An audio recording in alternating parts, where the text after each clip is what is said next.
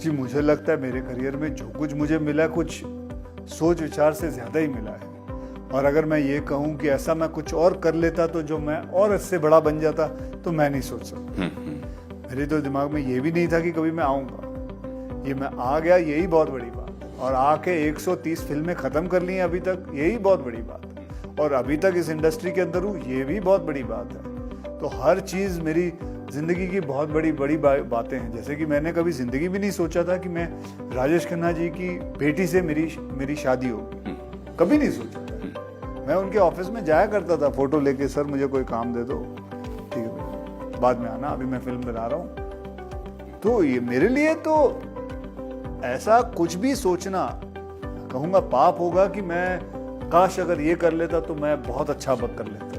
तो जो जो कुछ भी सीखा है अपने एक्सपीरियंस से और जितना भी मुझे मिला है, मैं बहुत ही शुक्रगुजार हूँ कि कमाल है मेरी ज़िंदगी का। एक छोटी सी चीज़ थी आपसे मैं शेयर करूँगा, मैंने ज़्यादा जन को नहीं कभी बताया, कि एक दिन मेरे पिताजी बहुत गुस्से में आ गए कि मैं पढ़ नहीं रहा था। तो वो मतलब यहाँ तक पहुँच गए थे, मुझे थप्पड़ मारने ही वाले थे। तो थप्पड़ मारने वाले थे और मैं भी बहुत गुस्से में था क्योंकि मेरे मार्क्स बड़े कम आए हुए थे। तो मुझे पूछते हैं कि पढ़ेगा नहीं तो क्या करेगा, जिंदगी में क्या करेगा। सच्ची कह रहा हूँ, ऐसे ही मुंह से निकल गया, मैं हीरो बन जाऊंगा। बिल्कुल दिमाग में कहीं नहीं था हीरो बनना, लेकिन वो कहते ना उस वक्त एक बात मुंह से निकल गई, हीरो बन जाऊंगा मैं। एक रिवोल्टिंग तरीके से अपने पिताजी को मैंने जवाब दिया था।